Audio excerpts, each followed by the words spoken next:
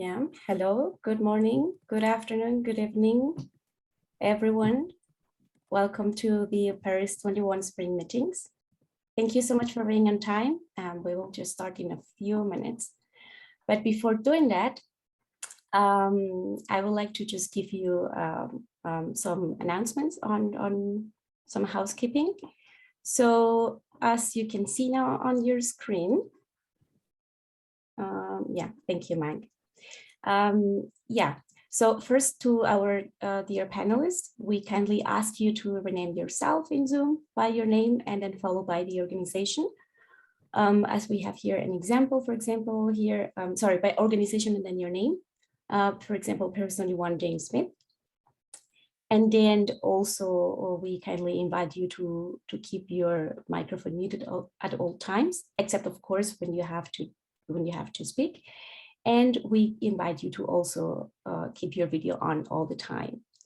Now to our dear audience, we invite you to use a Q&A section for questions to the panelists. Our team will be monitoring this very closely, and we will direct the questions to the panelists. In case we have no time for that, we will follow up on that via email after the event.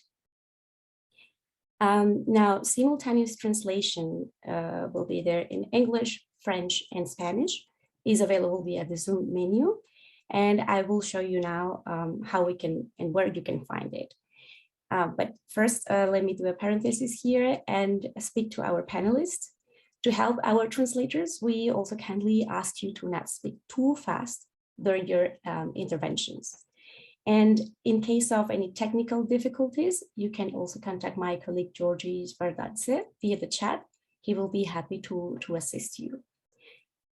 And lastly, before going into the instructions for interpretation, I would like to inform you that this event will be recorded. Now, to change the language, as you can see now in the screen, you can click in the interpretation in the menu at the bottom of your screen, and then choose the desired language. Y bien, ahora estoy en español. Para cambiar la interpretación en el menú, ustedes pueden ir a la parte de abajo de su pantalla y después elegir el idioma deseado. En este caso, por ejemplo, español. Now, Mag, if you can help me with the translation, sorry, with the instructions in French, that will be highly appreciated. Thank you. Nous vous proposons une interprétation simultanée en anglais, français et espagnol pour cette conférence. Et comme vous pouvez le voir sur l'image indiquée sur le slide, vous allez dans le menu en bas à droite de Zoom et vous aurez normalement un onglet avec interprétation dessus. Vous cliquez dessus et vous pouvez choisir la langue que vous entendez directement dans vos écouteurs. Excellent. Thank you so much, Mag. And now with that, I will now give this virtual floor to Johannes Jutting, our executive head, to officially start the spring meetings. I hope you all enjoyed the event and thank you very much for your attention. Over to you, Johannes. Thank you very much, Karina. Good morning, good afternoon, good evening. It's a great pleasure to welcome you all here to the 2022 Paris 21 Spring Meetings. It's quite exciting, first of all, to see all the panelists, the high-level panelists who are with us today, but also to see all the participants from all over the world who join us to discuss with us one really very important topic of today's time, climate change. And the topic of our spring meetings is climate change data ecosystem, developing climate change data ecosystems for climate action. Now, we are delighted to have so many people here. We have over 500 registration. And while we are sorry that we can't do this meeting in person, we are very excited to have a global participation from all over the world. We have colleagues even from Pacific Islands, where that's 2 o'clock in the morning. We have colleagues, our chairperson from Mongolia, where it's 9 p.m. And we have colleagues from the west side, from Europe, from the US, where it's early morning. So we are really excited that you are all here with us today to discuss this topic. Climate change is a topic affecting our lives. It's a topic that requires international action, that requires international cooperation. And it's fair to say that data is a key issue for formulating good policies to address climate change. We often in the data community think about climate change data related to reporting. Climate change data helps us to monitor progress or to see things that get worse with respect, for instance, to greenhouse gas emissions or to biodiversity loss or to loss of soil degradation. So data is key for monitoring, but it's also key for developing public policies to address climate change and to fight climate change, in particular in vulnerable environments. And I think what we have seen over the last year is a bit of a shift of just seeing data for monitoring to a data that also helps us for climate change adaptation and mitigation. And we will hear later a couple of very interesting examples how climate data can help, how climate change data ecosystems can help to formulate policies that can help us to move ahead with this agenda. PARIS21 is, you might ask yourself, why is it a topic for PARIS21?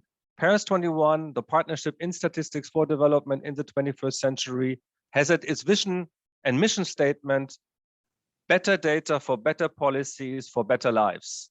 And it goes without saying that climate change is a very critical topic for better lives, and it requires a system lens view. And PARIS21 has been working since over 20 years of strengthening national capacities for climate, for developing national statistical capacities in countries, for developing better policies. So our so-called national strategies for development of statistics are critical to formulate good policies. And this is particularly true for addressing climate change. Now, what are the three main objectives of today's and tomorrow's conference? First of all, we want to present to you the topic of climate change data ecosystem. It's a new topic. We want to describe it to you. We will launch a paper about this. And we want to get your feedback. Does it resonate with your thinking? What is eventually missing? So that's our first objective. Secondly, we want to leverage and build on all the existing efforts that have been done in the data community to develop indicators, to develop better data for better use in this field. So the second objective is literally to develop and to build on existing approaches. And last but not least, we want to move forward to country implementation. We want to get ideas out for how can we use this climate change data ecosystem framework for better policies in countries, and how can we develop assessment frameworks that can help our partner countries to address climate change. So with this, I think we are having two very interesting 2 days ahead of us. We have today and tomorrow. Today will be a bit more on the analytical side, a bit more on presenting to you the paper and discussing in a very interesting panel format specific aspects of this topic. And tomorrow we will move more to a country implementation focus. So without further ado, it's a great pleasure to welcome the chair of the PARIS21 board, the Minister of Social Protection and Employment from Mongolia, Aryunza Ayush, for giving us some word of guidance for the launch of the PARIS21 22 spring meetings. Ayush, the floor is yours. Thank you so much. Thank you, Johannes. It is a pleasure for me to be here with you today. Good morning, good afternoon, good evening, everyone. We are very pleased to be able to welcome you at the PARIS21 spring meetings. Again, not physically, but online. While it is sad we can't meet in person, we are very grateful that we have such a broad and diverse audience joining us from all over the world. The topic of climate change is truly impacting all humanity, and only if we stand and act collectively together, we will be able to change the current course. Before we get started, I would like to express my sincere appreciation to all of you who generously helped us making this event come together to become a success. Special thanks to our panelists who will be sharing their experiences and expertise along these 2 days, to the organizers, and of course to our participants, because without you, this event would not have been possible. Climate change is something that is high on the agenda in all our countries, not least in the light of discussions held at COP26 at the end of the last year. The urgency of taking action on climate change is clear, but we are often hampered by a lack of coherent and relevant data on what is actually happening in our countries. The lack of access to data needs to be addressed if we are going to be able to respond to the international demands for reporting on climate change, but also to be able to address national needs for data to help in designing policies that will help our countries to adapt to new situations caused by climate change and to mitigate the effects caused by climate change. As we will hear during the meetings, despite several changes in bringing actors together to better use climate change data for climate action, there are emerging solutions. We will see examples from Antigua and Barbuda on how developing a national environmental information system enables the use of data for climate change policy action. And on the second day, we will also learn from the experiences of Paraguay in creating a climate change statistics atlas, and from the collaborations between Norway and Indonesia to develop ocean accounts for better decision-making. During these 2 days, we will dive into discussions about the key challenges and opportunities related to production and use of climate change data for policy action, with a particular focus on low-capacity countries. We will discuss the potential of a more coherent and integrated data ecosystem approach and what it takes to develop it and put in place. Today, under the lens of a more international perspective, we will aim to understand what a climate change data ecosystem is, what are the needs for having a more coherent and integrated approach to climate change data, and how different stakeholders can contribute to build and maintain such systems. I am really excited that we are launching today the scoping paper that provides the context and background for this new work stream that at PARIS21 and charts an ambitious way forward. Tomorrow, our experts will guide us through the process of linking the conceptual framework of a climate change data ecosystem to the country level context and reality. We will have the opportunity to see some examples of how these ecosystems are emerging and already contributing to making a more effective use of climate change data for policy and decision making. As you can see, we have 2 very exciting days. We will be learning from experts and their various perspectives on how a climate change data ecosystem can help our countries to accelerate actions to mitigate and adapt to climate change. So this conference and event marks the beginning of something new for our partnership that has already been proven in other areas like gender equality, how a system approach to data and statistics can help make progress on important policy agendas. So your engagement will be critical, regardless if you are working for a government, National Statistical Office, or in academia, or in international organization. Our collective efforts to help with the production of more and better data to understand, to manage, and to deal with climate change will make a difference. So thank you very much for your attention. I will give now the floor back to Johannes to kickstart the event. I wish you all very successful and fruitful 2 days discussions. Thank you very much for your attention. Thank you so much, Ayush. We are really privileged to have you as a chair. Just to say that it's 9 p.m. In Mongolia, and thank you for taking the time. I know you are preparing a very important event. later on. And so it's really thanks so much, and also for highlighting. I think you said something around that this topic should bring in together different communities. And of course, one idea is also to bring in different communities from the data side, but also from the policymaking side, from civil society organizations, from academia and the private sector, all through the lens of providing more and better data and use more and better data for climate change. So thank you again for joining us this late, and all the best to you. So let me move on now. We are delighted now to hear a keynote address on the topic Getting the Data Right, Building Inclusive Data Ecosystem to Fight the Climate Change Crisis. And we are very delighted to have with us Professor Soni Kapoor. Soni, can you hear us? Can we see you eventually? Ah, Here there you are. You are still in Delhi, Soni, I suppose? No, I'm back in Oslo, in Norway.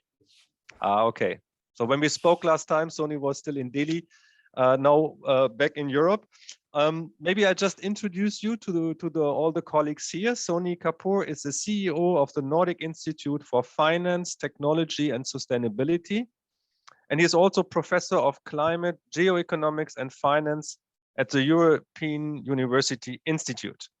Soni, we are very delighted to have you today with us. We already had some conversations, which were all very interesting. So I'm very much looking forward to hear your presentation. And I think all my colleagues are very excited to hear your perspective on this topic. The floor is yours. Thank you so much for having me. And it is probably best to begin with the caveat that I'm not a statistician. And if anything, I'm a user of statistics rather than an expert on them.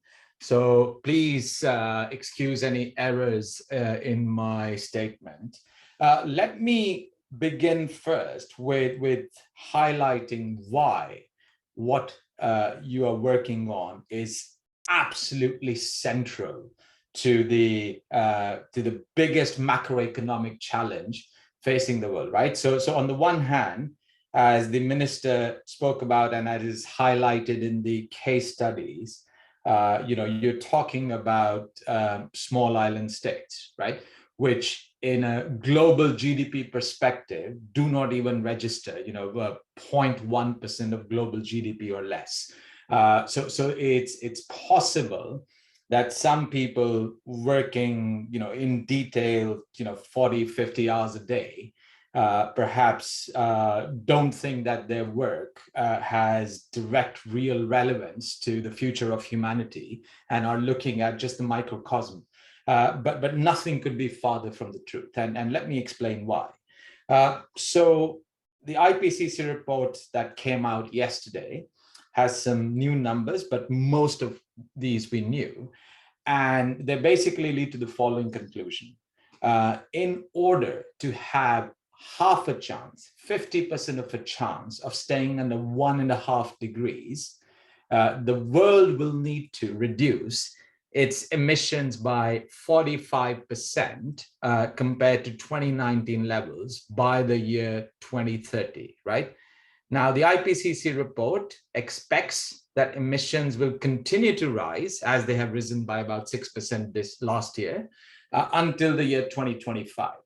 So if you just sit down and do the math, it basically means that the world will need to reduce emissions by 13 to 15% every year between the years 2025 to 2030. And even that just gives us half a chance of staying under 1.5 degrees. Now, how big is this number? Well, there's two ways of looking at it. Emissions have only fallen in 3 instances: the fall of the Berlin Wall, the global financial crisis, and of course the COVID crisis. And of these, the largest fall was in the COVID crisis, where emissions fell by about 5%, right? And we all know the huge economic and human cost associated with the lockdowns of that. That was just 5% fall. The other context is the ongoing Russia-Ukraine war, where Russia accounts for Russian exports of fossil fuels burned outside Russia account for roughly about 5% of all fossil fuels. So assuming there's a complete total ban on all Russian exports of coal, oil, and gas today, and these are not replaced by new fossil fuels from elsewhere, global emissions would again fall by about 5% or so, right? And this ban has not happened yet. But we have already seen what has happened in the past 5 weeks, how completely macroeconomically, financially, and developmentally disruptive even the threat of this shutdown has been, right? And again, this is just 5% if implemented. Now, we will have to take a decision globally to reduce emissions by 3 times as much as that every single year for 5 years, and then not stop but continue after. Even the COVID emissions, which fell by about 5%, rebounded the next year, right? So it goes without saying that our quest, successful or not, to cut down emissions to go for the 1.5 or even the 2-degree target, which would still require a 30% reduction in emissions, will be the single biggest driver of cross-border financial flows, of exchange rates, of interest rate yield curves, of the cost of capital, of every single macroeconomic variable that anybody from the IMF to the BIS to the US Treasury to the ECB to the US Fed cares about. And this is not an exaggeration, right? So whether we succeed in 1.5 degrees or whether we fail trying, as long as we make an honest effort, this will be the single biggest macroeconomic driver of all financial and economic outcomes globally, right? And this is why the point I started with about the small data from the small island states, this is just one of the manifestations of what needs to happen globally. To execute this transition successfully, the better informed we are, the more coherent our understanding is, the more updated our knowledge is, the better we will be able to do this high stakes mobilization, because without that, we are going to fail. And data is going to provide the map for this very narrow macro financial pathway that the world has to save our future. The second point I wanted to make is, of course, this discussion is about climate change, and so far I have spoken primarily about climate change. But the fact of the matter is that the world is facing multiple environmental crises at the same time. It is not just the climate boundary and the global warming boundary that is flashing yellow and red, but we are facing a water crisis. We are facing a crisis of biodiversity loss. We are facing soil degradation. We are facing ocean acidification. And of course, you don't need me to tell you how interrelated all of these are. And again, time was, perhaps if we had started when the IPCC first report came out, that it was possible to take these issues one at a time and address them sequentially. But we're completely out of time. We simply do not have the luxury of saying, let's focus on climate first, or I am going to focus on soil degradation, or I'm going to try and tackle desertification. We have to address all of these simultaneously. And again, the scientifically literate amongst us know how completely interrelated these physical, natural systems are. It is impossible to think of water and ocean acidification without thinking about what's happening to carbon dioxide levels. It's impossible to think of agricultural systems and soil degradation and climate change in isolation from each other, and so on and so forth, right? So while we're talking about climate change, it basically means that the scope of the approach, and I think Johannes and team are right on this, needs to be far, far broader than the very narrow, the rather much narrower perspective that the word climate change alone involves. It is impossible to address any of these in isolation from each other. So that's the second point I wanted to make. The third point, and this is Paris 21's focus on developing countries, goes as follows. 80% of what happens between now and 2050 on additional carbon emissions, on soil degradation, biodiversity loss, etc., on all globally relevant environmental parameters is going to be determined by the actions taken or not taken by emerging and developing economies. Yes, you're located within the OECD, but frankly, the systemically relevant part of the global economy from the environmental perspective is emerging and developing economies. And within that, the small island states are the canary in the coal mine.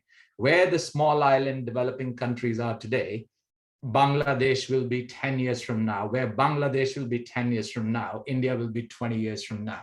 So it is absolutely critical to get this right, even if at the outset it might seem that these countries are macroeconomically insignificant, no matter how deep their suffering of their people might be. It is impossible to ignore what is going on there if we are going to save the global economy, even if one doesn't care about the human lives there. And of course, we all do. So that is why this work is central and inseparable from where the global economy is headed. Now, the third point I wanted to make was about the cost. So there have been several cost estimates of how much it would take to mitigate climate change. There have been some estimates for adaptation.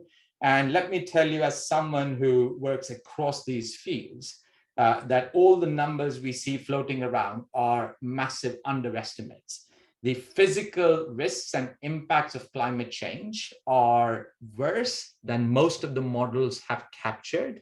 And they're happening now, not, what we thought might happen in 2035 is now likely to happen in 2025. So that means we will require far more resources and now rather than 15 years from now to tackle those. In terms of many of the non-linearities, the tipping points we worried about, the scientific consensus appears to be that everything from Antarctic ice to the Greenland ice sheet to changes in ocean salinity, etc., they're all unfolding faster than we had anticipated. The third, up until now, it has been safe to presume that the cost of renewables and solutions for climate change, falls every year, and it has been dramatic. Cost of solar panels have fallen by about 85% in the past 10 years.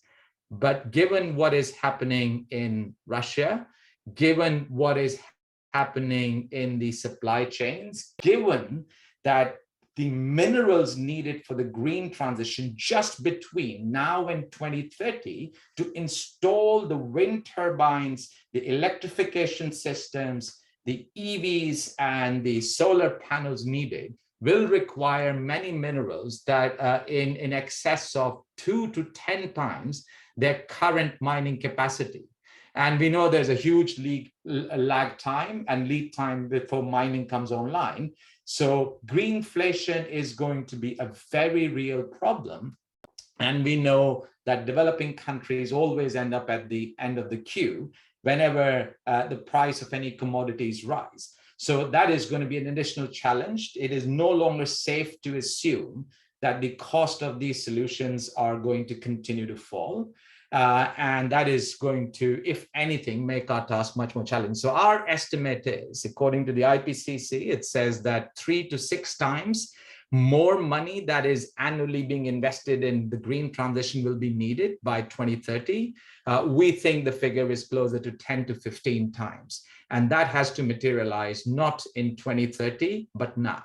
And that is not happening. Now, this is where the growth of the so-called ESG/sustainable finance becomes interesting.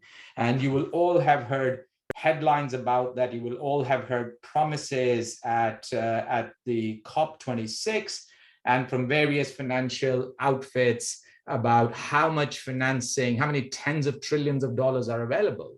The one big problem there is that there's a lack of availability of data and no investments happen. So poor data is better than no data. And in the scenario of no data, the worst case scenario is assumed, and pricing of risk and investment opportunities is simply not possible. So given the scale of the financing challenge I spoke about, and this applies to both public and private finance, the importance of data could not be greater. Without data, the quantity, quality, holistic, interconnected nature of data available from most of these challenging circumstances in countries with poor capacity, where the financing gap is actually the largest, the money will not come. And if we are going to make the money come, which is critical, then the data needs to be in place first, which is why this work is so critical and needs to be scaled up immediately. And last but not the least, let me speak about the need for a new development model. And I think Johannes in his opening and the paper clearly highlight that when we say climate data, we are especially also talking about socioeconomic factors and not just the physical data and the geospatial data, etc. And that is central because the distributive and the developmental challenges are huge. And let me take 2 minutes to explain them. So we know that from a 2030, 2040 perspective, and especially a 2100 perspective, there is no trade-off between sustainability and development. In a world where temperature goes up by 3 degrees, in a world where oceans acidify, in a world where soils get degraded, development is not really possible. Economic prosperity will not come about, especially given that the worst physical manifestation of these environment challenges actually happen in the subtropical and tropical zones where the majority of the developing world is concentrated. And again, the small island developing states, developing economies are the canary in the coal mine, right? So in that longer horizon, there is clearly no trade-off between development and environment. But in so here's where an investment perspective is useful, assuming that somebody goes for a sustainable investment. And let's just take the example of renewables, solar power versus gas-fired plants. Now, everything else being the same, a sustainable investment on average will either be less profitable. If it were not, it would already be happening. And in most cases, it is not. People continue to pursue unsustainable investments, or even where it is profitable, which is the case for solar over gas, over the lifetime of the project, solar projects in most parts of the world are actually more financially profitable. They require more upfront capital, right? And almost definitionally, all emerging and developing economies, with the notable exception of China, are defined as countries that are structurally short of capital, structurally short of liquidity, and structurally short of foreign exchange. So we are, as the rest of the world, asking developing countries to always choose a sustainable option for their developmental pathway, but without offering them the additional upfront capital at low cost, the foreign exchange and the liquidity support that is necessary for them to choose to make that investment choice, right? And as I said, over a 2050 horizon, there isn't a trade-off. But in any election cycle, in any 5-year plan, in even the horizon up to 2025 or 2030, taking the example of a country like India, there is a clear trade-off between investment that is going to have a near-term positive development impact and an investment that is sustainable in the long term. And our job as the rest of the global community is to make is to incentivize, is to provide the support so that developing countries always make that sustainable choice. And for that, once again, we need comprehensive climate change data, which in many cases doesn't yet exist. And last but not the least, let me continue and conclude with the example of India. And I often joke to my Indian friends, they don't always take it kindly, that the world should give us a slow applause for our incompetence and inability at being able to track the Chinese developmental path more closely, because that is the only reason why the world isn't already over the 1.5-degree threshold. Had China, which has a population equal, had India, which has a population equal to that of China, followed the Chinese development trajectory more or less, 5 years behind rather than 20 or 25 years behind as India is now, the world would have already seen a resource crunch, carbon emissions, biodiversity loss, etc., to an extent where we would already be past most environmental boundaries, right? So in summary, the world is telling, requesting, begging developing economies of size to follow a developmental pathway, a developmental model that as yet does not exist. Every country from Japan to Korea to China to now Vietnam that has developed outside of small city-states such as Singapore has developed with the combination of an export-led manufacturing growth model and large-scale investment in domestic physical infrastructure, both of which have large environmental footprints. And by our estimate, the only way India can grow would be to have an environmental footprint that is about one-sixth of what the Chinese developmental pathway has. Now, will the world offer India the resources? Will the world offer India the ability to have trade in value-added services? Will the world share technology with India? Will the world share financing with countries such as India to allow them to do that? Because if they don't, it's not just India that is going to suffer, but we would all be in an irredeemably downward environmental spiral. And that is why, again, ending with the importance and the criticality and the centrality of the work that you are doing at Paris 21, a comprehensive understanding of the context in which this climate change data and the systems are collected, used, integrated, and shared is central to the most important macroeconomic development and environmental challenge facing the world. And I wish all of us good luck, that you are successful beyond belief in your effort. Wow, thank you so much, Sony, for this very, very impressive and comprehensive keynote address. I think you did a great job to bring in different perspectives that I have hardly seen ever in my professional life, from macroeconomics, finance, to environmental consideration, to development model, to specific things about climate change, and to make the case from out of this for more and better data, in particular for small island development states and for vulnerable nations, for those countries. I think we really want to thank you so much for setting the scene, and also for showing us, on the one hand, the challenges that we face as an international community, but also the opportunities that you also spoke about. There is a way what we could do, and we are really grateful for this.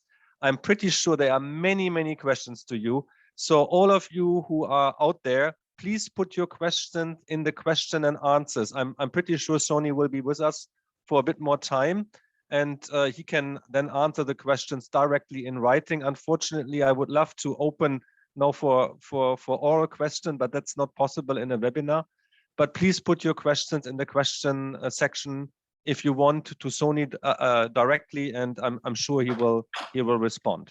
So thanks again. We now move on. We move on to the part of the paper has been mentioned.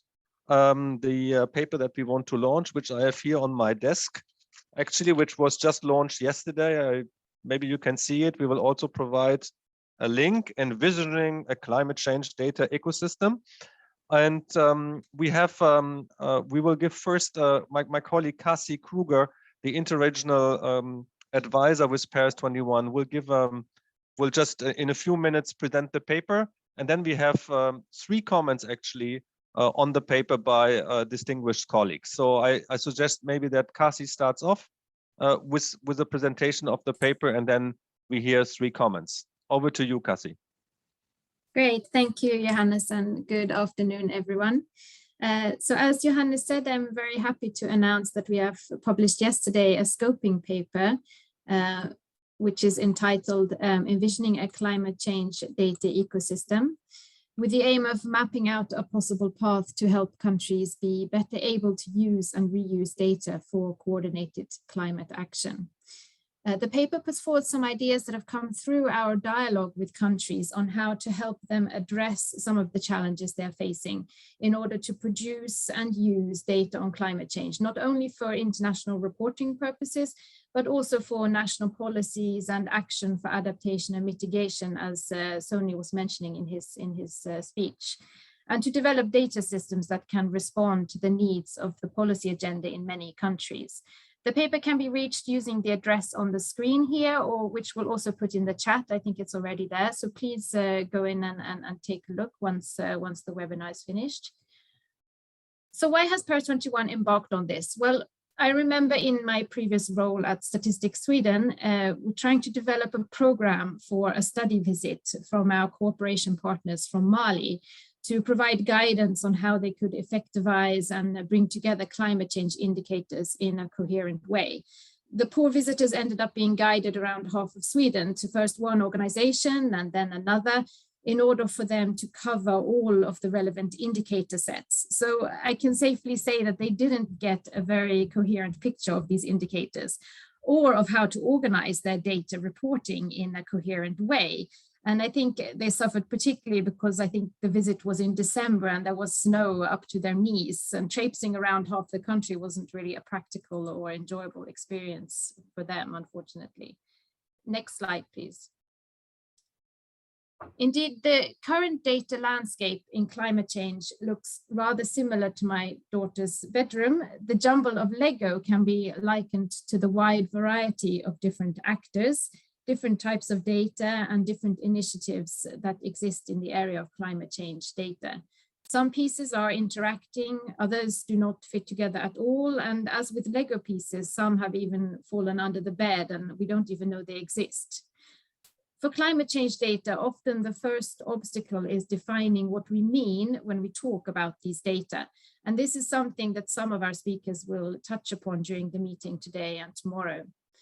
The figure identifies some of the key areas, although by no means all. Then even if we know which Lego blocks we need, it can be hard to find them and make them all work together. This is the same way as with the data. Many of our partners and other actors have been working hard to help countries to define the scope of climate change data and identify which indicators are required and which data can be used. But while we recognize that these existing frameworks and guidance deal with the what, there is still a pressing need to help countries with the how. And this is something we have seen from many of our partners, particularly when working with statistical planning and when developing statistical systems, as Johannes mentioned. The how is particularly challenging because when dealing with climate change, we are often not dealing with traditional official statistics or data that fits the mold. Next slide.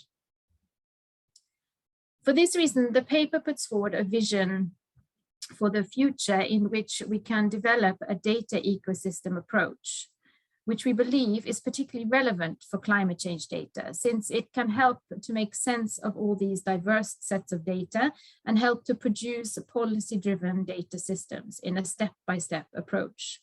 If we have a process for mapping both the data and the actors, for example, who produces what and who needs what, we will then be able to promote data sharing and essentially unlock the data for use in a variety of ways. This process can include data sharing agreements, promoting interoperability of data, and ensuring that data is fit for purpose. These kinds of collaborations can then be brought into a coherent system to ensure continuous collaboration among both data producers and data users, which will in turn lead to better use of data for effective action for climate change, which is urgently needed, as we already heard. Next slide.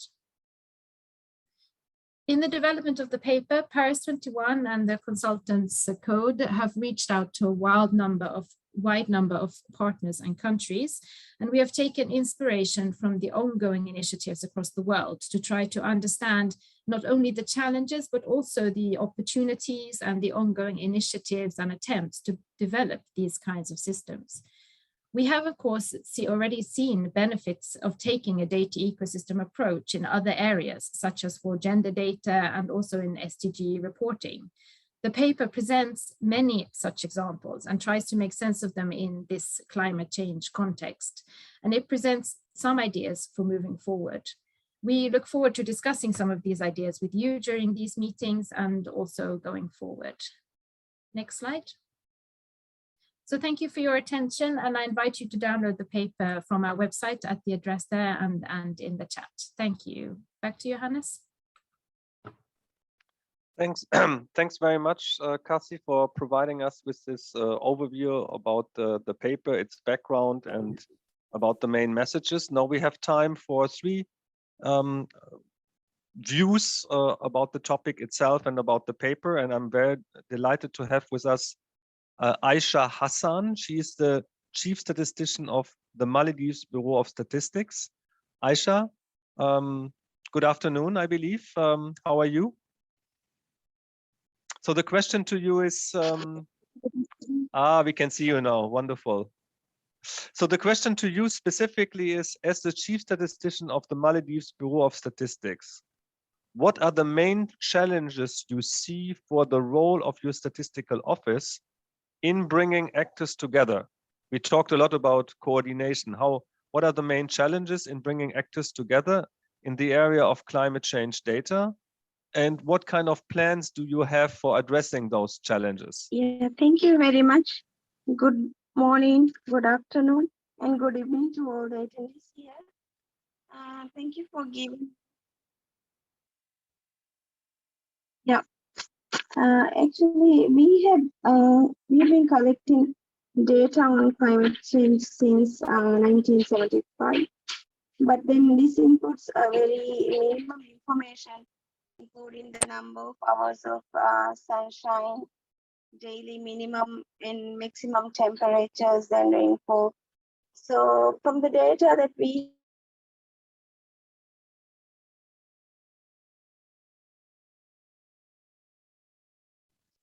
Aisha, we lose you a bit.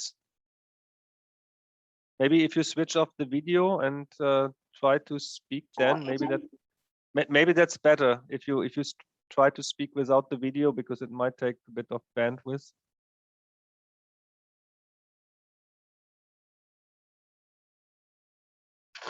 So when we compare the average temperatures from 1970s, 75, I would say that it was in 1975 the 29.8 degrees Celsius, and what we can see is now it is the average temperature has risen to 31.6 degrees Celsius. So we can see over the past 4 to 5 decades that our temperature has risen to by 1.7 degrees Celsius. So we can also, from the data, we can see that the pace at which the global warming is increasing over time, and then with the data we can see that the rainfall over the past 4 decades, we have a decline in trend. But then MBS has a very critical role to play in advocating the public about the global warming by collecting this data. And at the moment, we lack that information collection.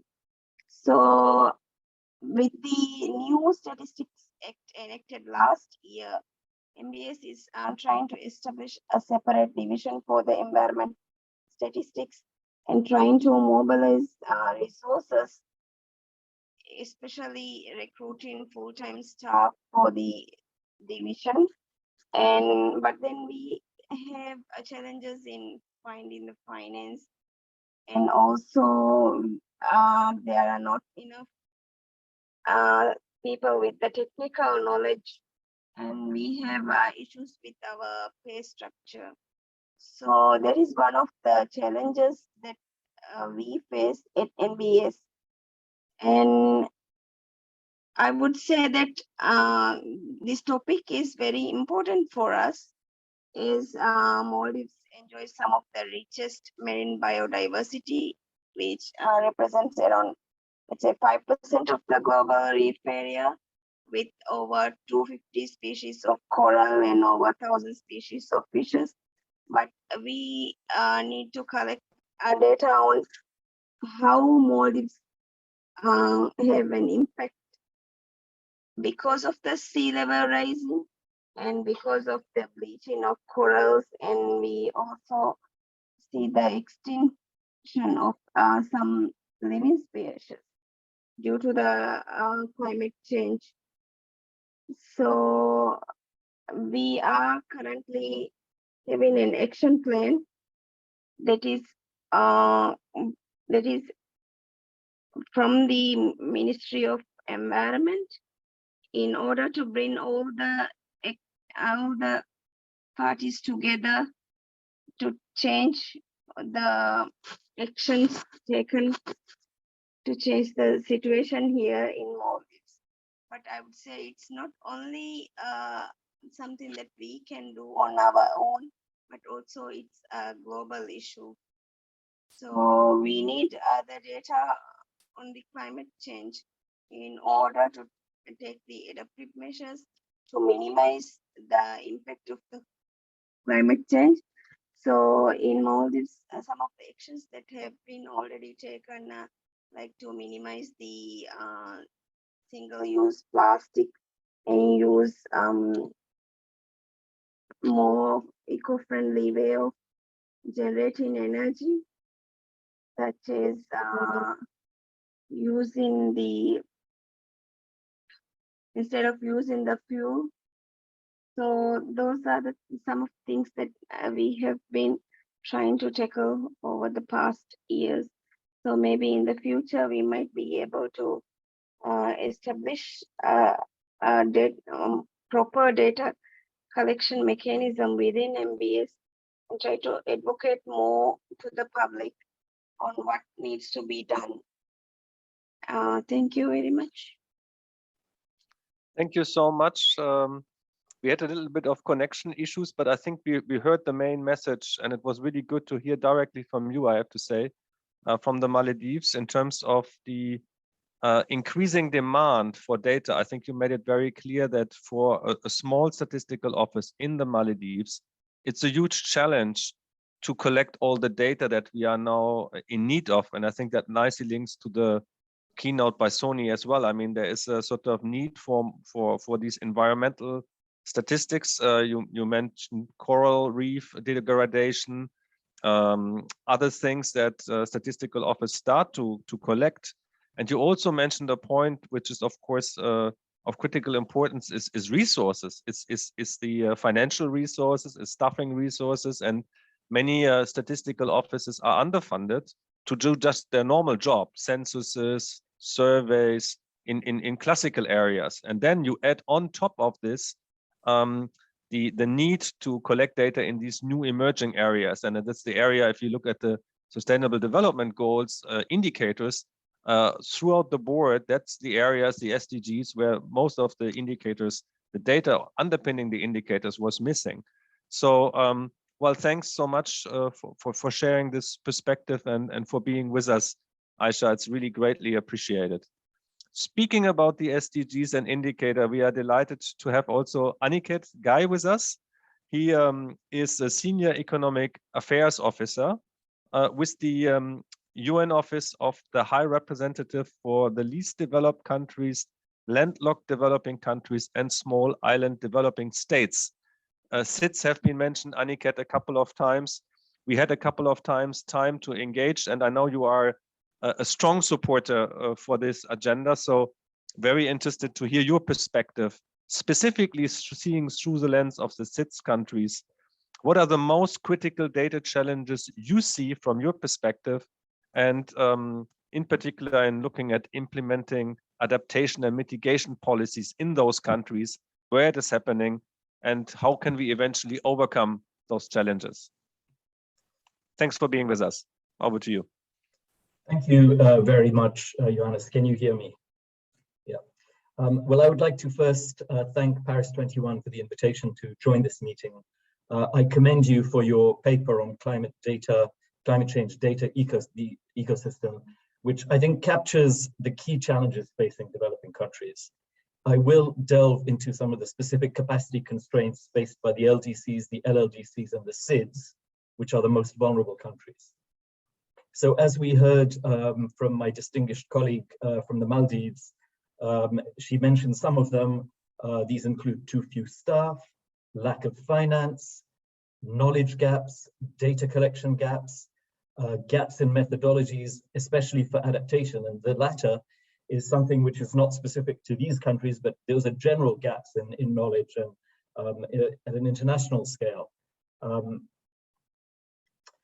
We have an additional set of challenges facing these countries, which are related to the new reporting requirements that are emanating from the Paris Agreement. And I expect that we will be hearing a little bit more about that later on today, especially as related to mitigation and transparency.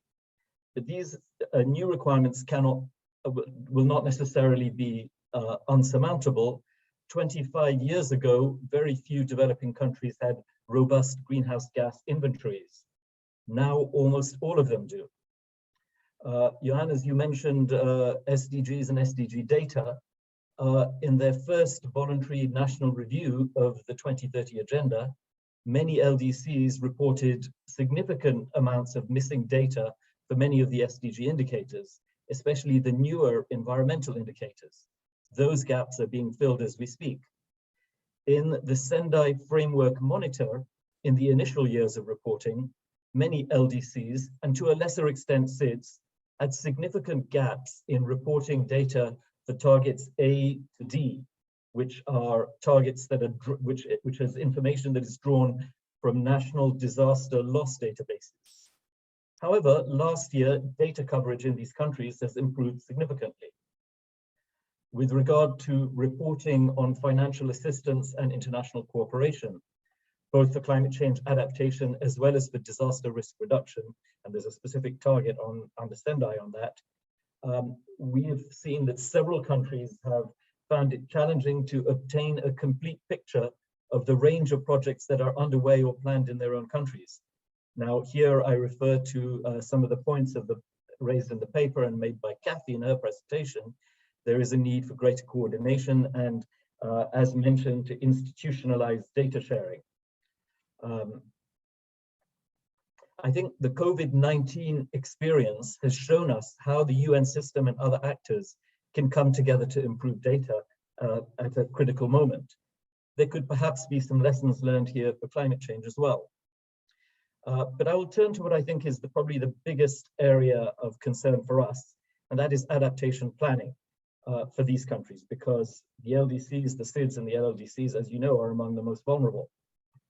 And here, it's not only data, but also the conceptual underpinning that is where these countries need additional support. And it's necessary, and in particular, in the process of preparing national adaptation plans and specific adaptation project proposals.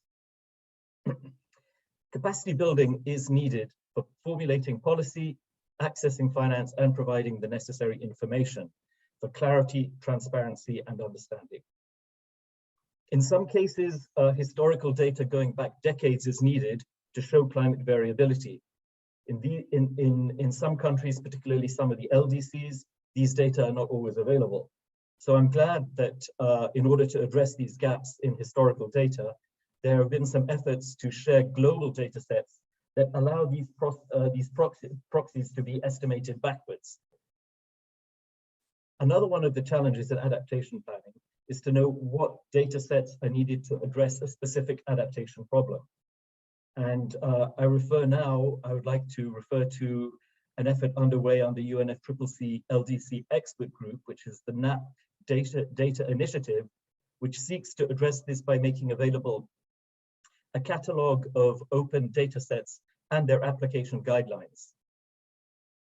Another important development is the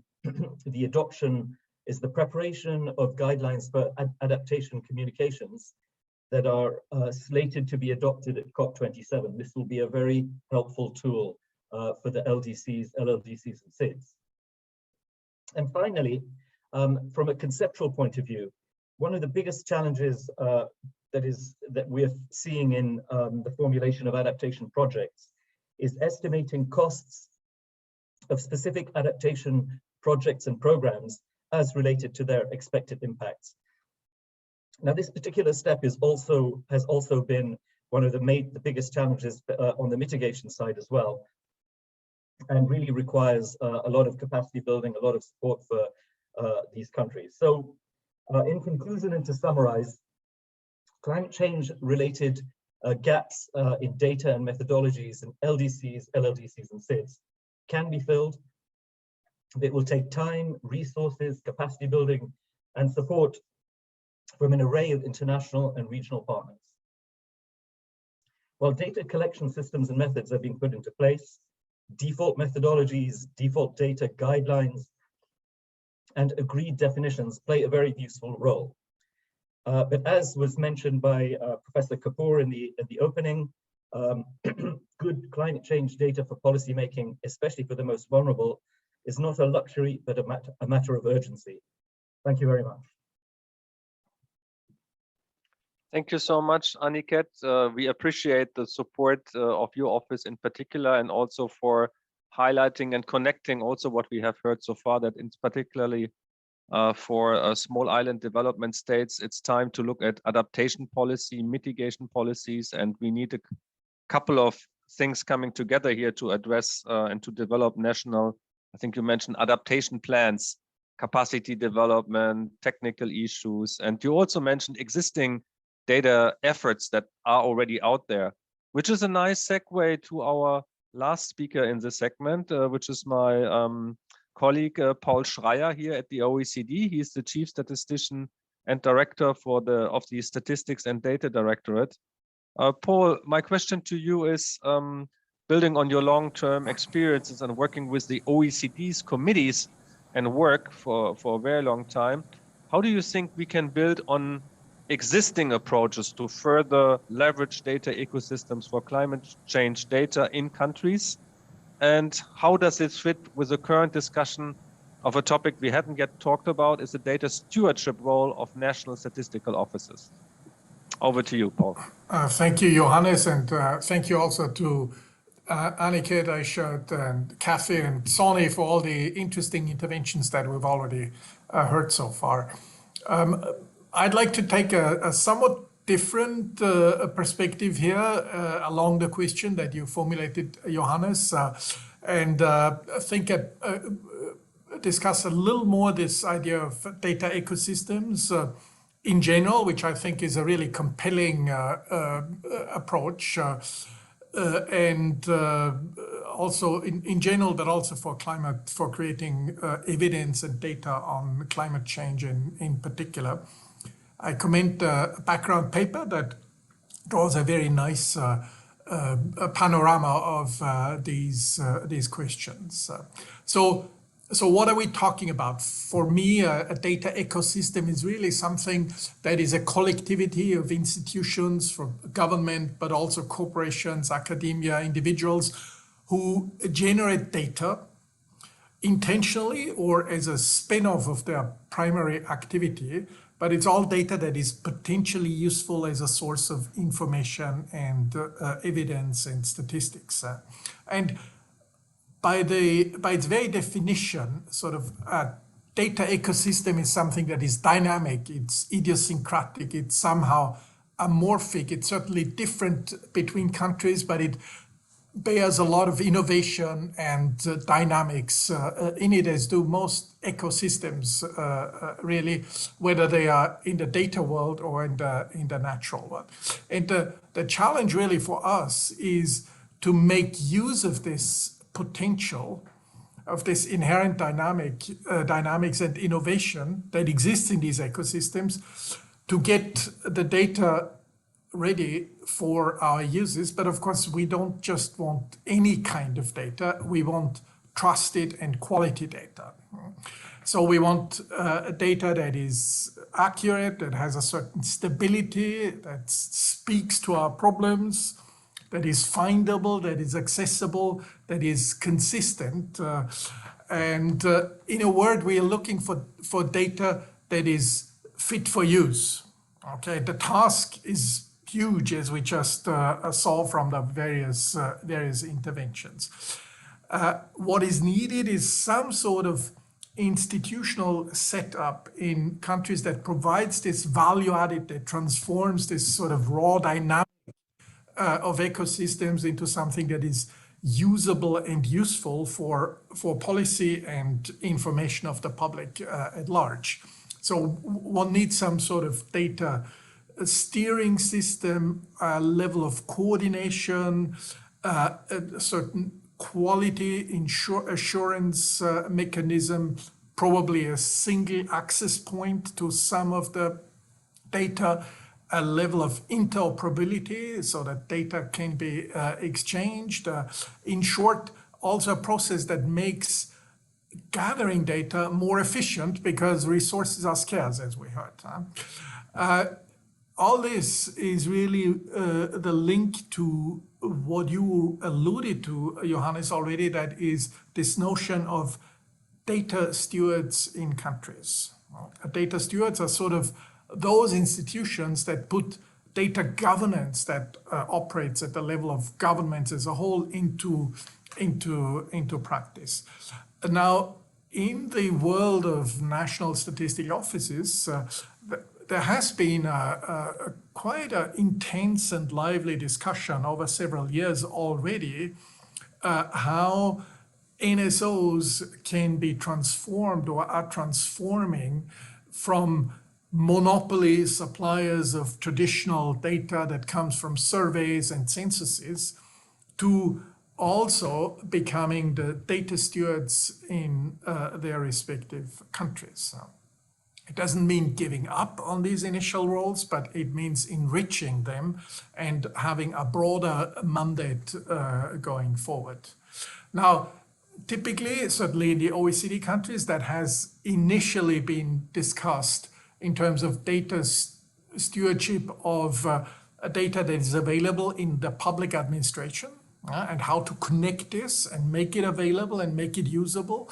But of course, there's absolutely no reason to limit this to the public administration. One can just as well include private actors in this. We're not talking about some sort of vague theoretical concept here. It's something that is already happening, and implementation is going forward in an increasing number of countries. Probably the ones who have gone furthest there include like New Zealand, Canada, the Netherlands, Switzerland, the UK as well, where we have seen concrete manifestations of this data stewardship. What is needed? Well, one can, of course, have a very clear list, and I don't have the time to go into this, but obviously you need a legal and institutional basis. You also need some sort of vision, what it is you want to achieve, a systemic view or a user's view. For example, Switzerland has as a guiding principle what they call once only, in the sense that a citizen who provides data to the government at large should do so only once in one place. And then it is the data steward's role to connect the bits and pieces so that piece of information can be used in multiple places and connected with other elements of information. So this sort of vision is important. And of course, then you go into the more practical issues about interoperability of the sources, about harmonization of data structures, upfront operational procedures, but also establishing quality thresholds, because as I said before, you want data that is fit for use, not just bits and bytes that are somewhere in a unstructured data lake. So there's a lot to be done. There's a lot of investment needed, but it's certainly something that is paying off rather quickly, I think, and definitely in the medium and longer term. So just to finish off this little talk about data stewardships, I think this idea of looking at integrated data ecosystems is very much connected to this idea of data stewardships as we've seen it, and I guess we can draw a number of lessons from that experience. Secondly, data stewardship and data governance require investment upfront. So they don't, there's sometimes a bit of a perception out there that because there's so much data scattered around in society and economy that it's free to gather it and to transform it into useful information. Well, it does take investment to do so, but the investment needs to be targeted and well thought through. Finally, this data stewardship or data ecosystem usage needs to be thought in a very versatile and multi-purpose form, because it needs to respond to different questions and different needs. But of course, generating information that is useful for dealing with climate change is a primary preoccupation, and can certainly be serviced by a well-functioning data stewardship in a country.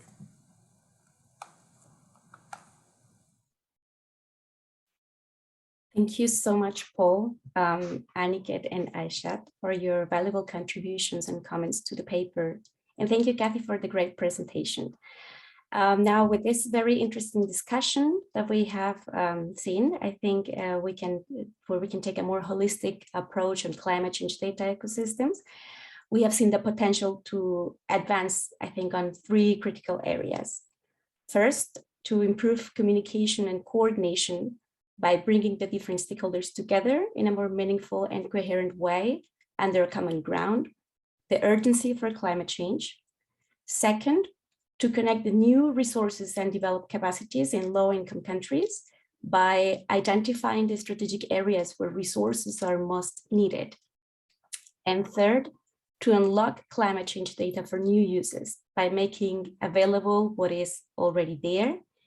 And with that in mind, when we talk about unlocking and using data, this is sometimes not enough. So using data for better decision-making and action requires also specific skills. And that will lead us to our next section of today's agenda, a section on how visual data can help influence the climate change debate. And for that, I have the pleasure to introduce Sam Joyner. Sam Joyner is a visual stories editor at the Financial Times. He leads the visual storytelling team, an interdisciplinary group of journalists combining data, design, coding, and reporting skills. So Sam we'll present how climate change data can influence climate change debate. And yeah, Sam, the floor is all yours. You have around 8 minutes for your presentation. Thank you for being here. Thank you. 8 minutes is a very specific amount. I will do my best to stick to that. Let me just share my screen and my slides so you can see. Hopefully this works. Okay, can you see that okay? Yes, we can see it. Fantastic. So this is going to be a whistle-stop tour of how we tell stories with data and how we visualize those at the Financial Times. I started at the Financial Times last June. I joined from the Times of London. And we created a new team, the visual storytelling team, to really think about how we can tell stories with visuals. And climate change has been one of the key things I've reported on so far. And I think you can achieve loads when you visualize data within the topic. So I just wanted to kind of walk you through some of those. The first example I wanted to show you, we published before COP26. So this was kind of the first thing I was given. How do we visualize data for COP26? What do people want to know, and what can we teach readers?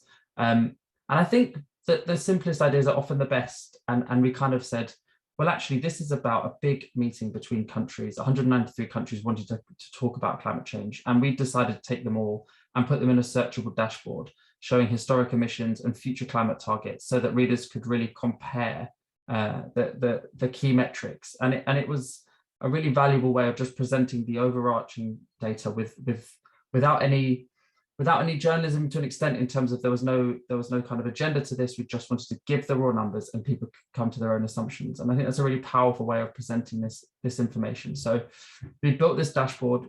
We updated it live as we went through. I can kind of show you here how you interact with it. So yeah, so we had 193 countries in the dashboard. We showed the share of the world's annual carbon dioxide equivalent, the total tons of CO2 emitted for each country, their rank, which we thought was really important as well, the year-on-year change, and then also the tons of CO2 per capita, which is a really important metric because some countries emit a lot more, but if you don't do it per capita, you kind of don't have that context. So it gave readers a huge amount of context. And this data is all available. This is all publicly available data. But one of the roles that we can play as journalistic organizations is to present it in ways that become really easy, and pulling lots of different data sets into this worked really well. And the reason I've got two screenshots here is just because I wanted to illustrate the fact that all of this stuff has to work on a small screen as well as a big screen, which we're very used to now using our phones, but it does present a real challenge for us as journalists to do that. So this is how this worked on mobile. You can see on the right-hand side, you could tab between the 5 biggest CO2 emitters or greenhouse gas emitters, and then you can kind of see how that changed. And most importantly for us, readers loved it. I always have to say to Alan Smith, who's the head of visual and data, that I don't write these comments myself because some of them do feel like I might do. But yeah, we got really lovely comments on this, phenomenal article, super powerful data visualizations. Love the dashboard, and congrats to the FT on compiling these numbers. And superb data, that this is what we pay for. And I think the point is that this available data feels like, oh, maybe we don't need to pull it together in this way, but actually it can be really valuable to readers when you present information like this in a beautiful, clear way.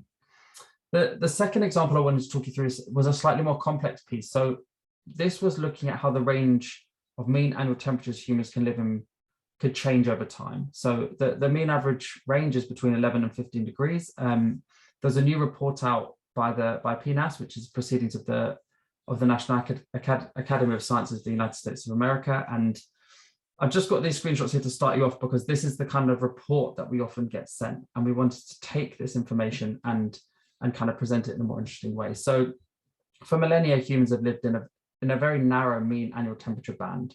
And researchers kind of noted that despite all innovations and migrations, these haven't really changed for several thousand years.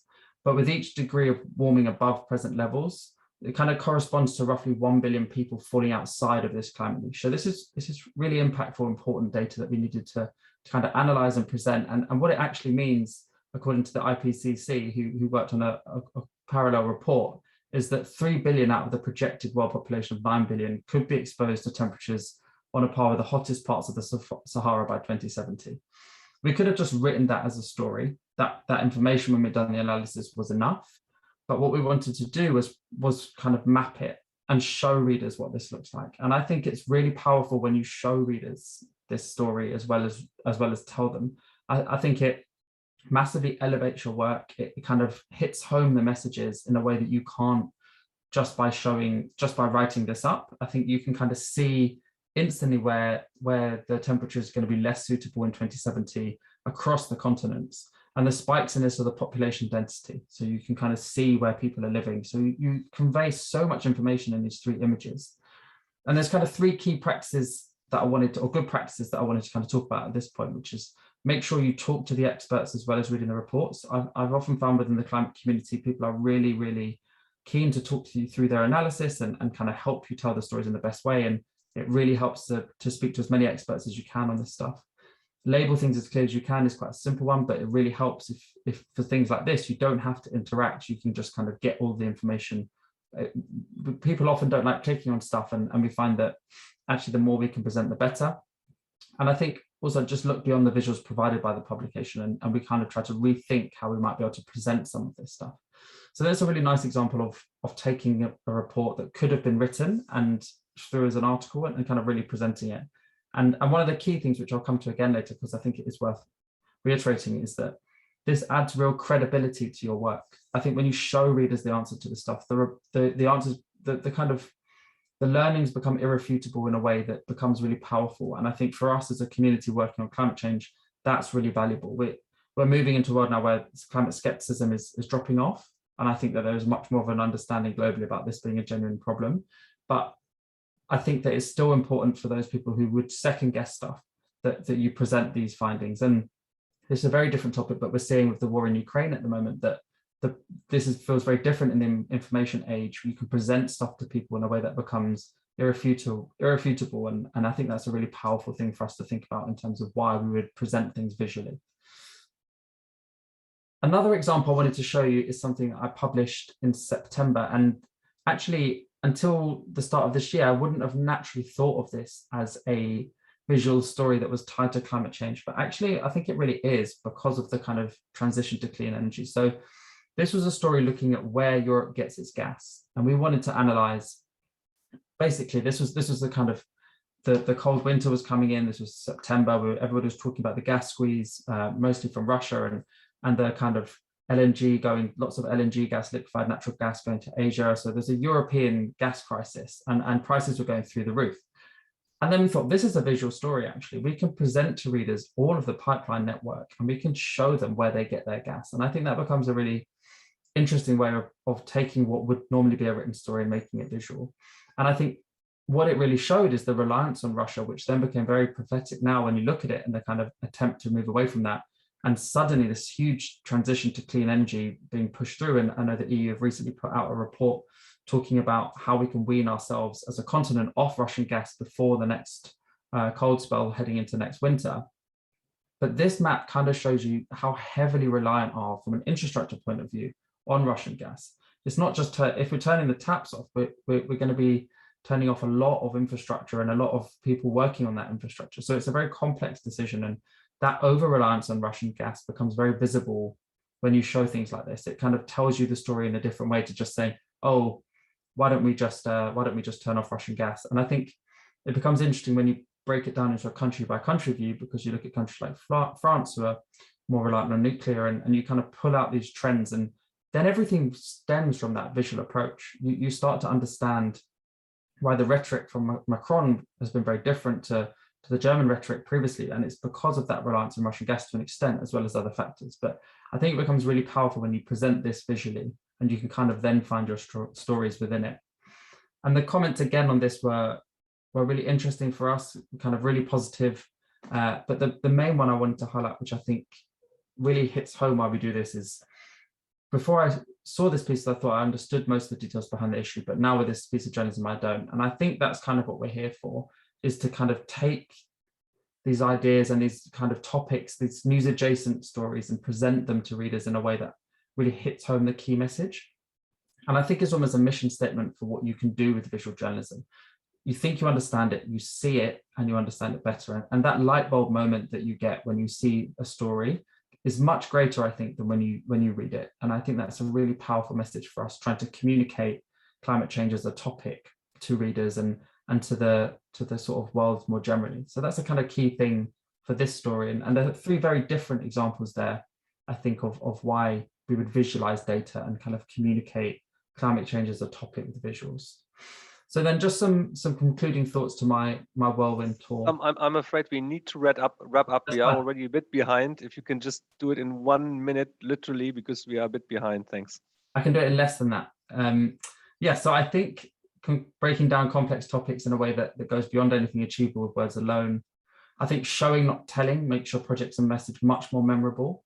And then my kind of final point is visualizing your analysis brings rigor to your stories, and it builds trust in your work and makes your findings much harder to refute. And I think those three things combine really well for visual storytelling and climate change.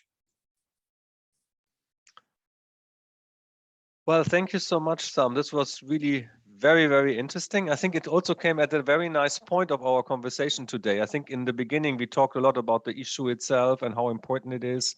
Then we talked about the production challenges, but I think you have brought us, some of us, I mean, most of us work in the statistical data community, and we talk about a data value chain from production to use and impact. And I think you gave us a couple of very good ideas about the impact and how we can turn good data, not only the producing it, but also having an impact for change, either being influencing citizens or policymakers. And I think your examples are, of course, with the gas. And when you were writing this, probably you didn't know how topical that topic would become. Also now, unfortunately, through a security lens, and through a very different lens at that time that was not so to be seen. So thank you so much, Sam, for your perspectives. It's and in particular for this topic, as you said, it's a topic that is not so easily to fully understand how it will impact our lives. Those stories are extremely helpful. Thanks very much. Pleasure. Now let's move on. We have a panel. We have a great panel with us, and where we bring in all the different bits and pieces together. And this panel will be co-moderated. So I'm so delighted to have Schroeder with us. She's the managing director, CEO, and everything else from Open Data Watch, a very important NGO based in Washington. And Schroeder, can I give you the floor to kick us off for this panel? Thank you. Thanks, Johannes. And yes, I'm really delighted to be here, and also wanted to start by saying that I've been privileged to be around Paris 21 since its start in November 1999, and have seen it taking on really important data topics in gaps in data and also gaps in capacity. So I'm really delighted to see that it's now not shying away from this important topic of the data ecosystem for climate change, and really taking it on. And really thank you for all the efforts that you put in bringing us together, and also the background paper on the topic. So for this session, which is going to be, Johannes and I are going to be doing a tag team on moderating. We'll see how it works. We are going to be looking at how can we make the climate change data impactful. So here we have really distinguished speakers. We want to hear how the data can become multi-purpose data, not only for monitoring, but also for action, and how can we actually use the knowledge and the best practices in different communities and different countries to make this happen, to bring this data ecosystem together. We have 4 speakers, and Johannes and I are going to be asking questions from each one of our speakers, but I'll start with the first speaker, who is, I think she's here with us, Helena MacLeod. Helena, are you there, and is your camera on? I'm here, yes. Lovely to see you. Thank you so much, Helena. We're really delighted to have you with us. Let me introduce you to our great audience. Helena is the Deputy Director General and Head of the Green Growth Planning and Implementation Division at the Global Green Growth Institute. Very important function. We would be very interested to hear your perspective. The question that we have for you, Helena, is that the Institute works with several countries to realize green growth initiatives. Based on your experience in countries, what are the major challenges and good practices observed in using data for designing better adaptation and mitigation plans? Thank you, Helena. If you can summarize your, I know, great points in 4 minutes, because we're running really behind. Thanks, Helena. Over to you. Lovely. Thank you. Well, first of all, I'd like the audience to just imagine they're in a forest at night. There is no moon. They don't have a map and they don't have a torch, and they have to find their way home. So for me, that's what it is to not have data. Everything we do is absolutely dependent on data. So At GGGI, we work across about 35 different countries. We have member countries and we're an intergovernmental organization. So there are partner countries and we actually sit within the country governments, which is a particular aspect of our model. And we work on both policy and we work on mobilizing finance for our countries. So for instance, we work with our countries in terms of the enhancement of the NDCs, in terms of the long-term low emission and climate resilient development strategies. We work with them on green recovery growth strategies, all of these different things. And we also work on the measurement, reporting and verification, so the MRV, which has now become so important since COP26. But we also translate that policy into, as I said, investment projects. And last year we mobilized about $5 billion for our countries. So data is absolutely essential for everything that we do. Now, many of the challenges have been mentioned before, so I won't repeat all of them, but just to emphasize some of them. So obviously it's complex, climate change is really complex. There's also a high staff turnover in many of our countries. So people go and they don't necessarily transfer the information. The data is sometimes even left in a drawer and nobody knows about it. One of the problems that we find often is that there's limited financing, but there may be one-off financing that then can't be repeated. So you don't get that sequential data collection, which is so important. And in general, we also find that there's not that local ecosystem of experts built. So you maybe get fly-in experts, they fly out, they don't need the knowledge. All the government people get their capacity built, but not the local consultants. So we try and address all of these things. Now, I'm going to just give you one example, a quick example of something that we felt went very well in one of our countries. So an example of good practice. So this was in terms of supporting an MRV system in Burkina Faso. So firstly, we reviewed the existing MRV system. Then we developed a national MRV greenhouse inventory with the guidelines and spreadsheets for the calculation of the GHG emissions. And these covered 4 sectors of the IPCC. Then we developed institutional arrangements for the national MRV system. We proposed the legal framework for the data sharing between national institutions, including the draft legal text, a decree and an MOU. We did capacity building of more than 200 government officials on all of this. And then we developed it into an IT platform. So we thought this worked really well because it was anchored in government. So it's actually in government systems. So often you get things that are in the donor program, and then the donor program closes and it all falls apart. Also, we set up an interministerial committee overseeing and advising on the project delivery. So you've got all those different ministries which have different bits of the climate data puzzle to work together. We did extensive stakeholder consultations. And also we included and incorporated the importance of data collection right at the beginning of the project design. So it wasn't an afterthought. And so all of these things just really increase the ability of the country in this particular area. And we try to replicate that in terms of the different countries we work in.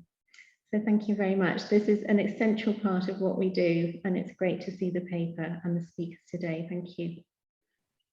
Thank you very much, Helena, for providing us with a very clear example from your work. I think that gives us an appetite to visit your website, to see your work. I think it's really fascinating. Also, seeing the different parts of donor coordination in country with the different ministries and eventually statistical offices. So thank you so much. And also thank you so much for staying in the 4 minutes time slot. Now let's move on. We have as a next speaker, we have Vlad Trushka. He's the team lead program officer at the Transparency Division at the UNFCCC Secretariat. Good, Vlad, to have you with us. It's great to have your contribution to our conversation. And the question to you is, in your perspective, how can a climate change data ecosystem contribute to having a transparent and robust review process? So we are looking more this time at the monitoring and review perspective of climate change data. Vlad, the floor is yours. Thank you so 4 much. minutes, please. Thank you so much, Johannes, and thank you for the invitation, and good afternoon to everyone. I know I have a very limited time, and there were several instances where the issue was raised even before, like in Aniket's intervention about the transparency process under the Paris Agreement, about the enhanced transparency framework. So I thought it will be easy just to show you 2-3 slides. It's not much. I know I will have to do into the 4 minutes, so we can go straight to the first slide. This is just a simple way to show the Paris Agreement. So there were several instances about people talking about the objective, and then to see the whole picture of planning, like starting from the NDCs, the adaptation communications, and so on. Then moving to the implementation phase for the countries, like mitigation, adaptation actions, means of implementation, and then to the last part of this idea of enhancing ambition, looking at the enhanced transparency framework, the compliance process, and the global stocktake. Moving to the next slide. This is again a simple way to show how the process works in terms of the idea of starting from parties communicating their NDCs, then moving to the enhanced transparency framework, where countries they are supposed to submit their biennial transparency reports. This I know it's full of acronyms in our world, but these are the BTRs, the biennial transparency reports, to track progress every 2 years. And this includes things that were discussed before: the inventory, the greenhouse gas inventory, the report on tracking progress towards their respective NDC, information on impacts and adaptation, but also the support provided and mobilized by the developed countries, but at the same time, the support needed and received by the developing countries. And this process, as I said, will be going on every 2 years, starting with 2024. And the idea of this process is that the step 3 of it will be under a review and consideration. So coming to the question that was put today. So this process, you see, it has a clear overview from the idea of communicating NDCs, submitting reports of where the countries are in implementing their NDCs in terms of their emissions, their mitigation actions, their adaptation and finance. And all this process will be independently reviewed, and then the parties will consider these reviews and will be able to ask each other about this aspect. And the whole process ends with the global stocktake, which is going to happen every 5 years. Now, moving to the last slides that I have. First, on the benefits. So we look on both sides. Like nationally, it is important to have this enhanced transparency framework implemented in the countries, to have politically acceptance, to make sure that the policy planning is informed with the right data, and data that is updated every 2 years. Very important, especially developing countries, they will need access to support. So it's simple to access support when you have the data to be able to show it to the donors. Then capacity building, this is something that again was discussed in several interventions today, and the raises of the awareness for this. At the same time, internationally, we talk about building trust between countries, showing that the international obligations are met, and also, again, showing the enhancement of the country's ambition in terms of their climate action. More than that, the support is going to be prioritized. So again, this will be a way of showing that this support is prioritized. Moving to the last slide. Now, I was thinking, because of the meeting that we have today and the discussion about the idea of this ecosystem, there is a strong institutional arrangement needed for the countries, and this is something that we are trying to work a lot with the UN Statistics Division in the last 3-4 years, where the UNSD in New York and UNFCCC try to put this more on the idea of the way the national statistical offices should be involved in the way the national systems of emissions and climate action is built at the domestic level. So we worked a lot with the UNSD on this, trying to make national statistical offices cooperate more actively with the agencies that are involved in the development of the inventories, or they are involved in reporting to UNFCCC.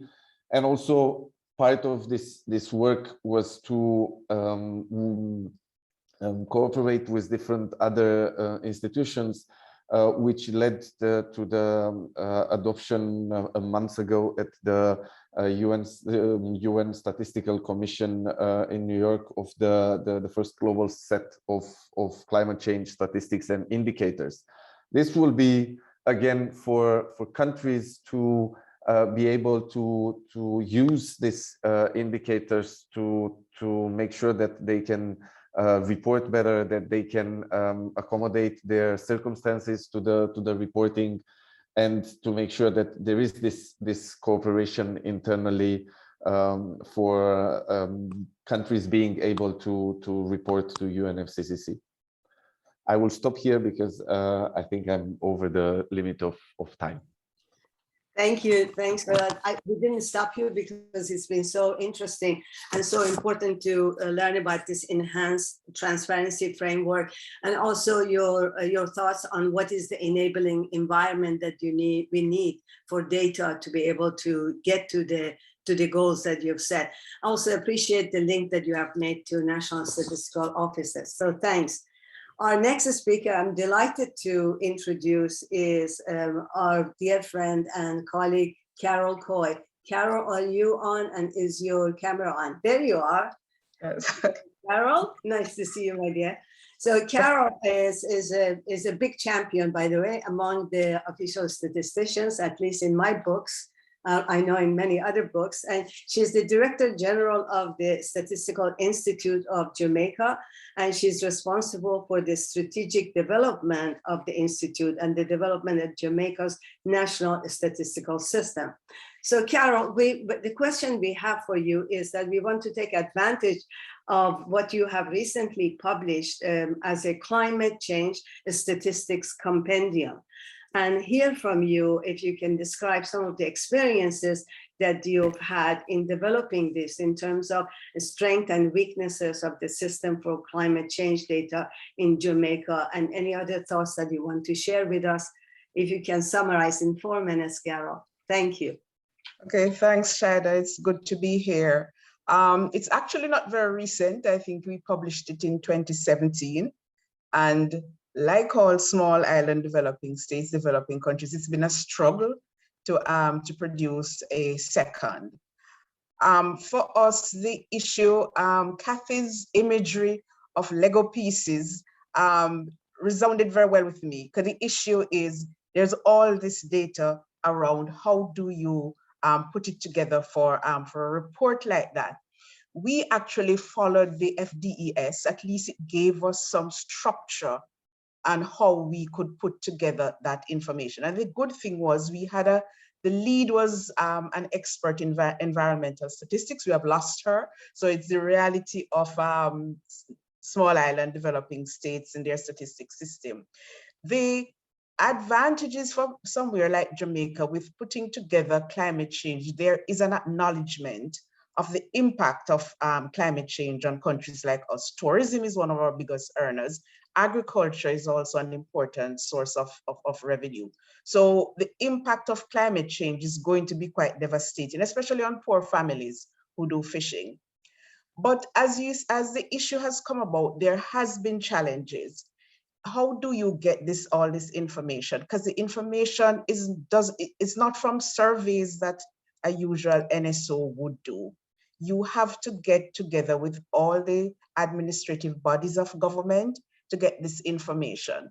And what it reflects for me is a wider picture of statistics in countries like Jamaica.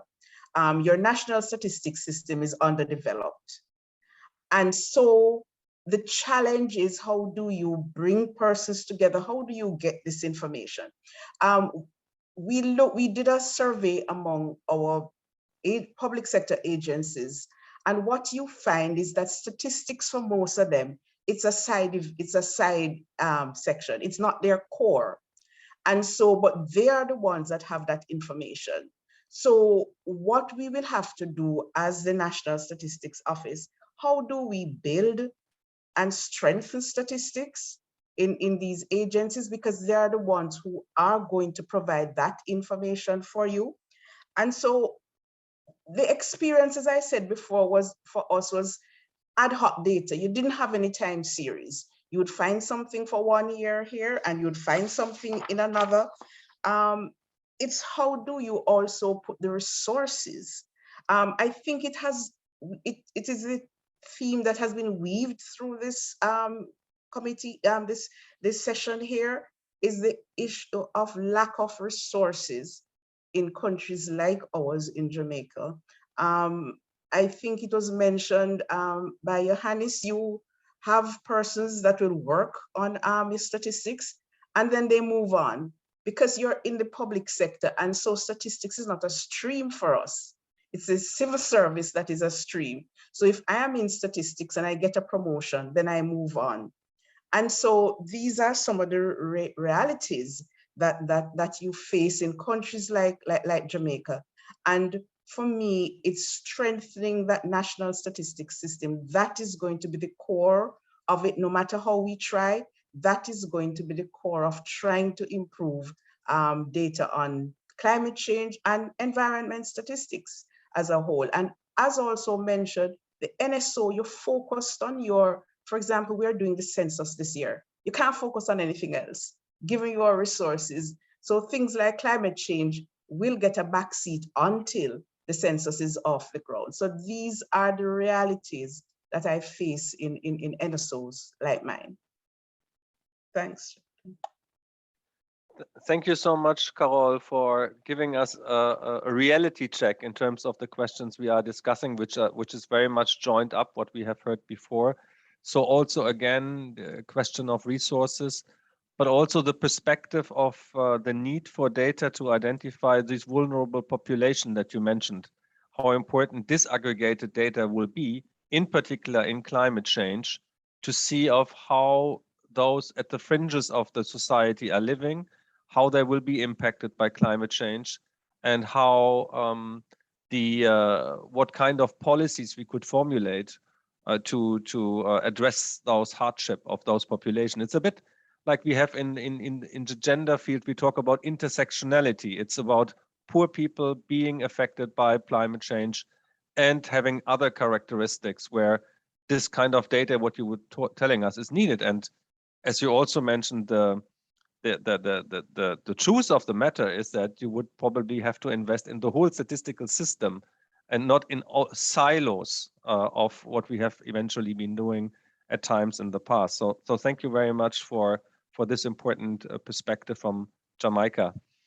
Now we have as a closing panelist, before we go back to all of what we have heard so far, we are delighted to have Mr. Williams with us, Jason Williams. It's great to have you with us. He is the data manager of the Department of the Environment in Antigua and Barbuda. Maybe you want to say just a short word when you start where that roughly is. Maybe we don't, not everybody knows where we can find you. And he's working on creating environmental information system. Environmental information systems, as well as a natural resource inventory that you have built up in your country. So could you reflect on the process of creating and developing these systems, including also the participation of local stakeholders? So to really have different stakeholders involved in creating these information systems, and which lessons you have learned. Jason, the floor is yours. Over to you. Hi, good morning, good afternoon, good evening. Let me know if you can hear me clearly, Johannes. I've been having minor challenges with the bandwidth. Great. Yeah, so Antigua and Barbuda is located in the Caribbean, so in the island chain. We're next to Montserrat and St. Kitts and Nevis, and yeah, we're part of the Windward Islands. So just to provide some background, so Antigua and Barbuda recently launched our 2 platforms, our environmental information, our national environmental information and data system, as well as our natural resources inventory. So these are 2 platforms that were created under a project of ours. That project was the monitoring and assessment of multilateral environmental agreements, implementations, and environmental trends in Antigua and Barbuda. The project was launched in 2018. It was funded by the Global Environment Facility, and it was implemented by the United Nations Development Program. The main objective of that project was to help build capacities of local stakeholders to better manage data and information to assist in reporting to the Rio Conventions, right? So a key to that project was developing environmental information systems. So here at the Department of Environment, we have a unit, the data management unit, that is responsible for managing data and information as it relates to environmental resources. And we're also responsible to manage our environmental information systems. Under the project, we would have established a technical committee that provided support, technical support and guidance throughout the project, especially in the development of these platforms. I want to say here that the statistics division here in Antigua and Barbuda was very instrumental in assisting this process and contributing to the process. I, however, I'm not from the statistics division as my other colleagues on the panel, well, at least my colleague from Jamaica, but we work very closely with the statistics division. So if I'm allowed to, can I just share my screen just to show what our sites look like to the public? Let me know if you can see it. Yes, we can see it, Jason. Okay, great. So this is our National Environmental Data and Information System, the NIST. So how it functions is that it has 3 main areas. So multilateral environmental agreements. So in that, specifically under the project, we looked at the 3 Rio Conventions. So climate change, biodiversity, and the Convention to Combat Desertification. I know the discussion here is centered around the climate change area. So this platform would assist us in compiling and collating data as it relates to climate change. So as it says there is a platform to collect, analyze, and learn about the changing factors of our environment. What we did in developing the system was that we would have identified a series of indicators from these Rio Conventions and built out these indicators within the system. We would have identified specific data sources and linked them to the platform. So what a user would be able to do is to go on and create reports. So the reports would be based on the indicators linked to the MEAs. So for example, if a user would want information on greenhouse gas emissions from the waste sector, for example, they'll be able to go on, select that indicator and create their report based on that. The second platform that we have is our natural resources inventory, and there's a link from our National Environmental Data and Information System taking us to the natural resources inventory. So the natural resource inventory is a geospatial content management system. So we work a lot with spatial data in my unit, and what we were hoping to do here was to provide the public with access to these same spatial data that we manage. So you're able to go on this platform and get access to the shape files, the vector files, the raster files that we have in store within the database. And you're also able to create maps. So say, for example, you'd like to create a map of Antigua to identify where the protected areas are in relation to where the mangrove ecosystems are. they'll be able to go on the platform and create that map by selecting the specific data layers. We arrange these data layers by themes, as is shown there on the screen. And on the home screen as well, you're able to visualize featured data sets that are on the system. It will tell you how many layers are within the database. It also tells you how many maps have been created, and it also tells you how many documents. So in addition to the spatial data, we're also able to upload non-spatial data such as PDFs, Word documents, Excels, and so forth. It also tells you the amount of users who have active user accounts on the platform. And we also identify our partners. So one thing I just want to mention just before I close here is that what helped us a lot here was the collaboration between the stakeholders. It has been said earlier today during the presentations is that stakeholder buy-in is key in all this. So without our stakeholders, we would never be able to create something like this and to provide them with access to it. And finally, I'm just also delighted to know that the case study of Antigua and Barbuda is included in the paper, the Envisioning a Climate Change Data Ecosystem. I haven't had a chance to read it as yet, but I look forward to reading it. Thank you. Back over to you. Thank you. Thanks, Jason. And thanks. Very impressive system that you have shown us from the country. That's really great. And I was also enjoyed reading about it in the paper, in the background paper. So thank you so much. We're running extremely short of time because it's such a rich discussion, and it's been difficult to do all those interventions within the time slot. So in the next section, I'm just going to ask one question from our 4 panelists and reduce the time to 1 minute for each intervention, if you can manage. There is a prize for that. The one question is that we've heard a lot of good ideas and what is needed to have an impactful climate change data ecosystem.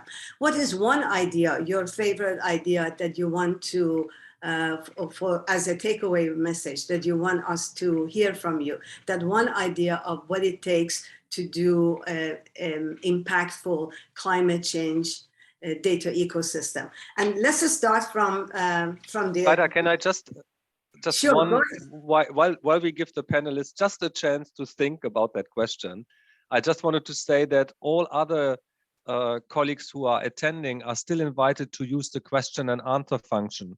So if you have questions on what you have heard, you have already been asking brilliant questions. I was looking at some of them, and we are trying in live to answer them. So if you have questions, please just use the question and answer function.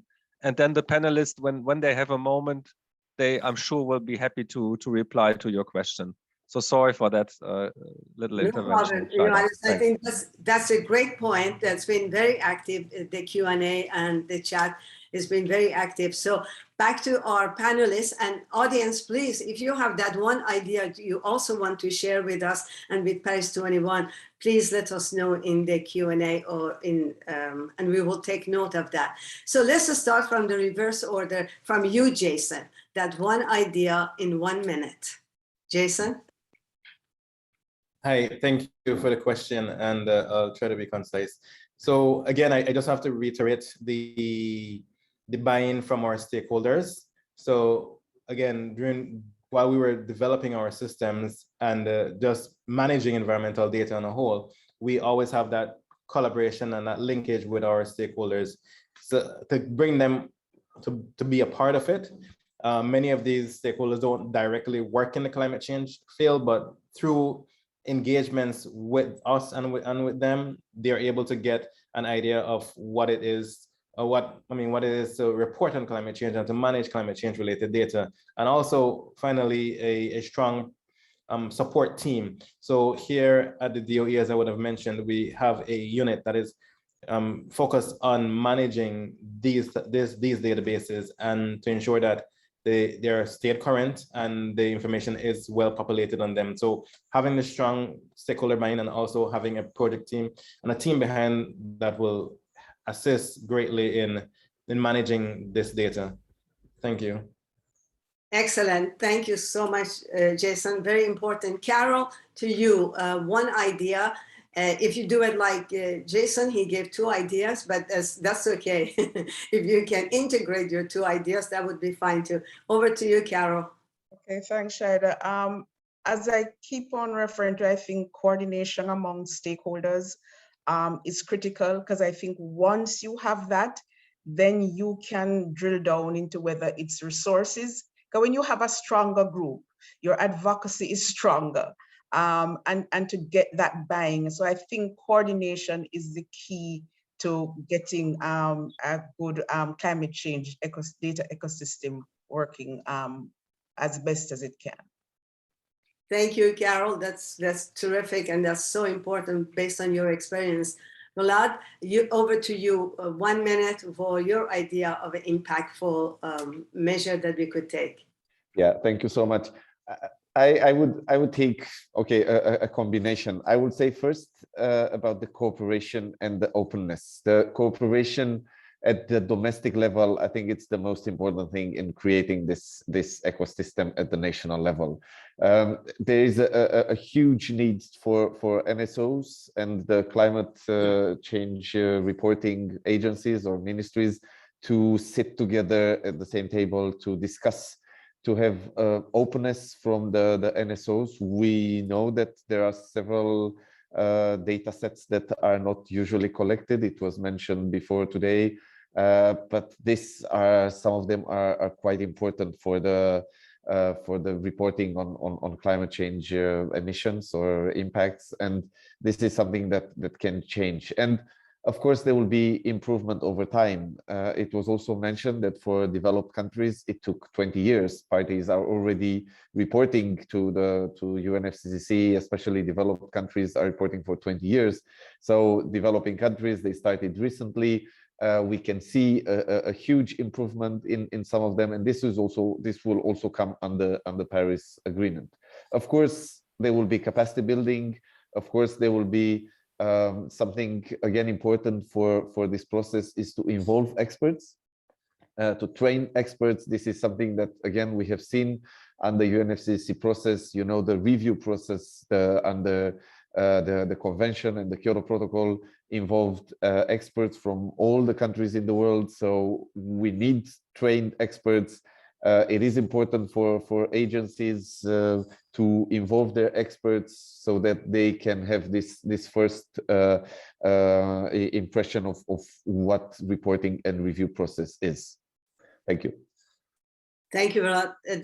That's so important, the capacity building, as you said, aside from the cooperation and openness. I particularly like your openness comment. And last but not least, Helena, you have the floor for 1 minute, one idea for moving forward. Thank you. So for many of the countries, finance may be an issue. So one of the things that we do for about 30 countries around the world is help them access their readiness funding from the Green Climate Fund. So the GGGI is, we are based, our headquarters are in Seoul, so we sit very close to the Green Climate Fund. And the nice thing about the readiness funding is it's multi-year, so you can access $1 million every year. And I think that will keep going because I think that fund will be replenished. So there's always a hot demand for what should be in the readiness applications. But I think the important thing with setting up a data platform and developing that ecosystem is that you keep going every year so that it doesn't become irrelevant. So that's a suggestion, accessing that fund. It's something that we help many of our member countries to do. Thank you. Thank you, Helena. That's excellent. And ending with financing and also positive side of financing is really important. Over to you, Johannes, for the final segment of this section. Thank you. Well, let me just thank the amazing panelists for giving us and sharing your ideas, and from a very country perspective to a global perspective, covering lots of grounds, and also for being ready to answer with one idea. Financing, I think is mentioned in the chat. There's a platform called the Clearinghouse Smart Data Finance. I invite you to visit. This is very interesting. Of how also through transparency and lesson learning, you can mobilize domestic resources in addition to be very clear of how much aid is given to data and statistics in a specific country context. So we invite you also to visit this. So thank you so much. The last segment is just to see and enjoy a video. It's a video statement by Heidi Schroeder Fox that is just a few minutes, and I think it will be nicely wrapping up what we have heard so far from within these 2 hours. Heidi is the acting high representative for the least developed countries, landlocked developing countries, and small island developing states. I believe she is the boss of Aniket, and it will be it's very. I've seen the video before. It's worthwhile watching. So if you can see the video before we close. Thank you to PARIS21 for the invitation to provide closing remarks at this important event. I'm unfortunately unable to do so in person as I'm on my way to the Our Oceans conference in Palau. The subjects we will be discussing there under the theme Our Oceans, Our People, Our Prosperity could not be more relevant to the success of the work you have been discussing. And the fact that Palau is the first small island developing state to host the Oceans Conference tells us something important about shifting priorities. This is why I would like to emphasize my office's support for PARIS21's initiative on data ecosystems for climate action, and for PARIS21's overall work in support of the most vulnerable countries. This meeting addresses a critical need for those in the front line of climate change and for achieving the Sustainable Development Goals. The statistician Edward Steaming once said, "Without data, you're just another person with an opinion." Well, the world's most vulnerable countries don't need more of our opinions. They need more of our actions. They need the promise of the Paris Agreement to be met, and for that, they need data. We know that vulnerable countries are already facing serious setbacks from the negative impacts of climate change. They are on the front lines. And this crisis, along with COVID-19, is threatening to roll back years of hard-won development gains. It is a matter of life and death. And so it is essential that these countries have the tools needed to tackle growing challenges through evidence-based policymaking. The vital tool is the integrated climate change data ecosystem. It will improve the coherence and effectiveness of climate action, improve the use of scarce resources for capacity building, and help the most vulnerable nations address their most serious challenges. Global solidarity is pulled in many directions, especially today, but it's heartening and right to see that today's session focuses on driving collective action. The Doha Programme of Action for the Least Developed Countries was adopted only a few weeks ago. At the heart of that new decade-long promise to the LDCs is our ambition to better manage the climate crisis and the impact it is already having on the world's poorest people. In a similar fashion, member states will soon begin negotiations for the successor to the Biennial Programme of Action for the landlocked developing countries. And under Samoa Pathway for Small Island Developing States, climate action, including related data requirements, features prominently. Member states will also soon begin preparations for the 4th International Conference on SIDS in 2024. The outcome of that conference will be the successor of the Samoa Pathway and a fresh set of priorities that must meet the challenges faced by small island developing states. We will develop these priorities and commitments through 3 regional preparatory meetings and an interregional preparatory meeting, all of which will take place in 2023. As you know, a pressing concern for SIDS is the development of a multi-dimensional vulnerability index. The success of such an index relies absolutely on accurate climate data. A panel of experts has been established to carry forward the work of the NVI. And my office, together with UNDESA, will serve as the secretariat for this panel. I believe that the climate change data ecosystem, as proposed by PARIS21, can and must contribute to the implementation of diverse sustainable development frameworks. This concept will strengthen collaboration between agencies that currently are not working together enough, improve data use and literacy in climate change policy action, and highlight the need for greater resources. As today's session draws to a close, I trust that we have seen numerous examples of how this might work at international, regional, national, and local levels. The most vulnerable countries need data, they need action, and they depend on the progress we make here today, because progress together is the only way forward. When we support the most vulnerable together, we build a stronger world. Thank you. Thank you very much, Heidi. I think we come to a close. We come closely to the end of today's, the first day of the PARIS21 2020 spring meeting. It has been a great pleasure to be with you. I think we heard from a lot of different perspectives, from a country perspective, from a global perspective. And the good news is we will continue tomorrow at the same time. So I invite all of you to connect again tomorrow. But before that, let me spell out a few thanks. Thanks to the amazing panelists for today who have been with us, to the moderators who helped me, Schroeder and Karina. And of course, also to all the attendees and for asking really very good questions in the question and answers. And I hope we addressed those to your satisfaction. If not, please drop us an email.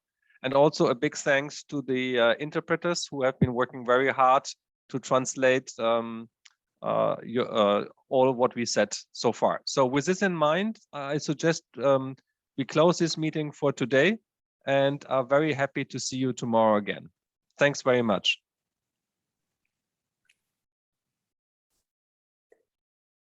Thank you. Bye. Thank you. Bye-bye.